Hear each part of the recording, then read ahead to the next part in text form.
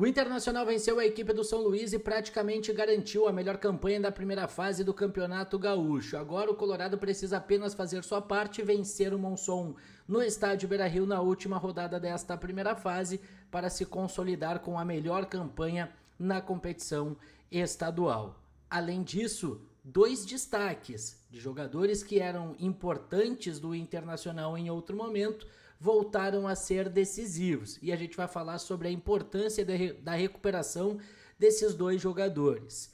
D'Alessandro ataca a arbitragem, fala sobre a Federação Gaúcha de Futebol e confirma que o Internacional quer ouvir o áudio do VAR do Clássico Grenal 444.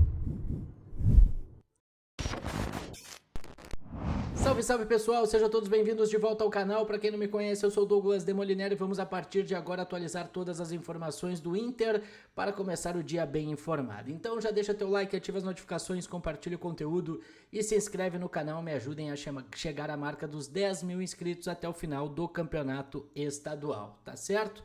Conto com a parceria de todos vocês e vamos agora começar a atualizar as informações do Inter, que venceu o São Luís de Juí lá no estádio 19 de outubro na noite da última quarta-feira e garantiu, o título do seu grupo, confirmou a primeira posição do grupo B do campeonato estadual com 17 pontos, não pode mais ser ultrapassado nem pelo Caxias e nem pelo Ipiranga e agora aguarda a última rodada do campeonato gaúcho, dependendo só de si para consolidar-se como a melhor campanha desta primeira fase da competição. O que isso impacta? O Internacional, tendo a melhor campanha, vai decidir todos os mata-matas no estádio Beira-Rio. E isso é fundamental, visando uma semifinal e até mesmo uma final diante do Grêmio, por exemplo. Decidir um confronto de ida e volta contra o principal rival dentro de casa é sempre muito importante. Mas para consolidar isso, o Inter vai precisar vencer o Monson dentro de casa, dentro do estádio Beira-Rio. Lembrando que o Internacional, se confirmar a primeira posição, vai enfrentar o melhor segundo colocado classificado para os mata-matas, que pode ser ou o Caxias ou o Ipiranga. O Inter que não enfrentou esses adversários nesta primeira fase, porque o regulamento do Campeonato Gaúcho prevê somente jogos contra os outros adversários. Então o Inter pode enfrentar ou o Caxias ou o Ipiranga, porque é a última vaga que está em disputa.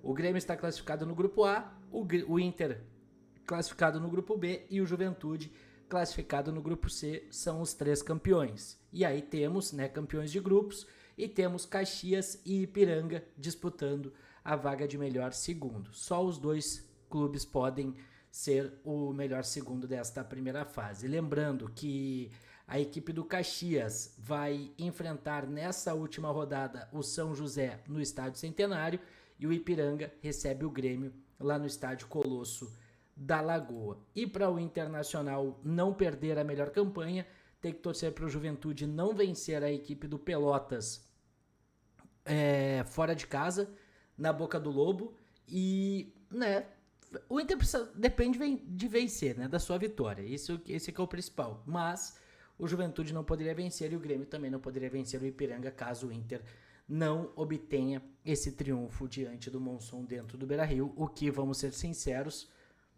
não pode passar pela nossa cabeça isso não acontecer. Mas falando sobre o jogo, pessoal, tem alguns detalhes que a gente precisa destacar, principalmente a preocupação com o Alan Patrick. Alan Patrick acabou sofrendo um choque no tornozelo,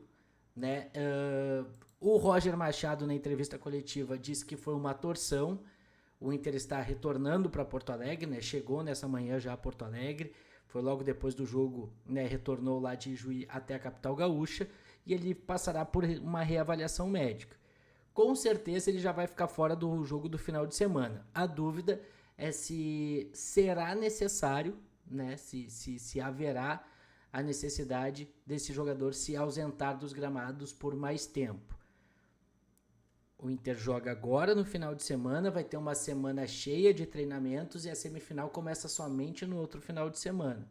Se foi só batida, só uma torção, daqui a pouco existe a possibilidade da gente contar com o Alan Patrick já para o retorno, para o início da semifinal. Mas se for algo mais grave, a gente já começa a se preocupar de perder o nosso camisa 10, o nosso armador, a mente criativa do time do Inter para os mata-mata e esse momento decisivo que o Inter vai ter no Campeonato Gaúcho. Lembrando que para semifinais e final o Inter ainda vai ter o retorno do Ricardo Matias e também do Gustavo Prado, dois jogadores que estão com a seleção brasileira sub-20 no Sul-Americano lá na Venezuela.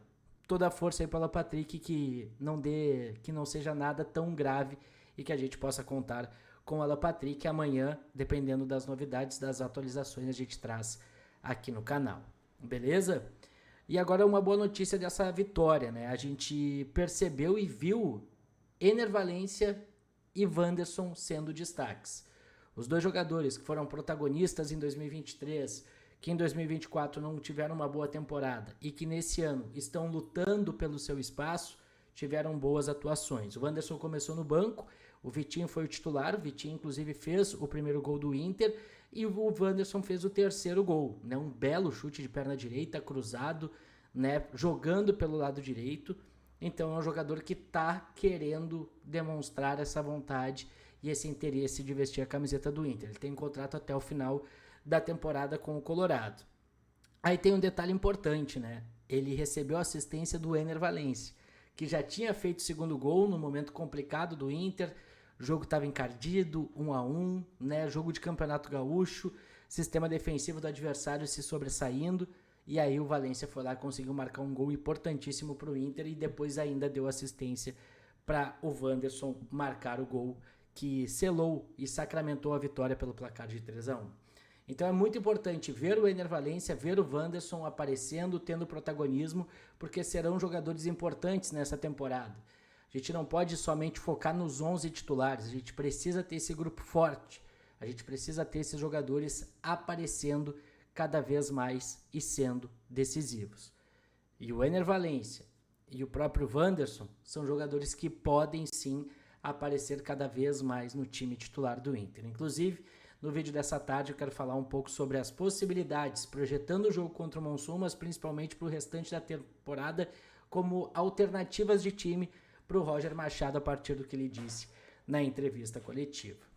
Então, deixa aqui nos comentários o que tu pensa sobre Alan Patrick também, né, sobre a baixa que pode ser perder ele, mas principalmente sobre Ener Valencia e Wanderson, o que tu espera deles ainda nesse restante de temporada. Outro detalhe importante para fechar o vídeo é sobre D'Alessandro. D'Alessandro, antes do jogo, concedeu uma entrevista para os jornalistas que estavam presentes no gramado e falou muito sobre a questão da arbitragem. Quem acompanhou a Maratona Mais Que 45 do Voz do Gigante, né, acompanhou na íntegra esse bate-papo, e ele falou bastante sobre o pedido que o Internacional fez para ter o acesso aos áudios do VAR, né, que foram falados, o áudio que está gravado do Clássico Grenal 444. O Inter está insistindo nesse pedido, quer ouvir o que foi dito, principalmente pela declaração de Wanderson, que falou, né, que Rafael Klein teria dito para ele, ainda dentro do campo, que não havia sido pênalti, que a bola não havia batido na mão de forma deliberada. Então o Inter quer ouvir o que foi tratado, quer ouvir o que foi dito, né? O D'Alessandro também desmentiu que o Inter teria pedido um árbitro de fora para apitar um próximo Grenal no Campeonato Gaúcho, mas reafirmou que a sua opinião é essa, que para ele parece que quando o Daniel Nobre Bins está no VAR, sempre as decisões são para outro lado e não para o Internacional. Então isso o D'Alessandro acabou falando e deixou bem claro o seu posicionamento. Lembrando que D'Alessandro e Daniel Nobre Bins tiveram uma discussão muito forte, né, quando ele era quarto árbitro e estava no Clássico Grenal lá na arena de uma final do Campeonato Gaúcho, onde inclusive ele expulsou o D'Alessandro no banco de reservas. Então o D'Alessandro falou sobre isso, né, e foi um discurso muito forte do D'Alessandro, que chega a pedir, né, uma preservação do Daniel Nobre Bins, né, até pela situação dele mesmo como profissional. Enfim, ele disse, não, é melhor dar uma preservada, não colocar ele para apitar um novo Clássico Grenal ou até mesmo o jogo do Internacional. Então agora a gente vai aguardar os novos capítulos, mas o fato é que o D'Alessandro não gostou e o departamento de futebol do Inter como um todo não gostou da arbitragem do Rafael Klein e do Daniel Nobre Bins no Clássico Grenal 4-4-4.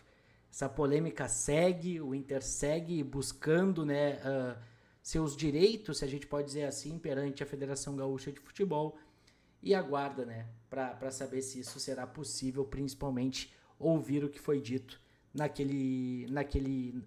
foi dito pelo VAR durante o Clássico Grenal. O D'Alessandro ainda ressalta, né, que o Inter não quer ser beneficiado, mas quer que a arbitragem seja justa nessa reta final do Campeonato Gaúcho. Tá certo, pessoal? Muito obrigado a todo mundo que chegou até aqui. Não esquece de deixar teu like, ativar as notificações, compartilhar o conteúdo e se inscrever no canal. Só clicar no botão que tá aqui embaixo. Qualquer momento, mais informações do Colorado. Fechou? Valeu!